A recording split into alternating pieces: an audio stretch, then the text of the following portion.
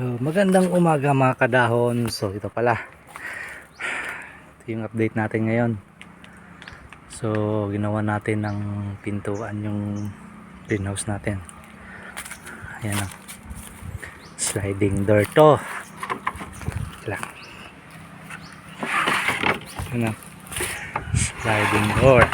Yan, sliding door yan.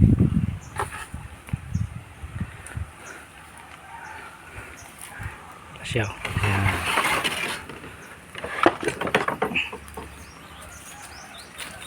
Yan. Yung pinto natin. Para safe sa manok. Para hindi makapasok. Yan. Just kulang lang sa ito. Yan. Sliding door ko. Ay muna mga kadahon. Salamat.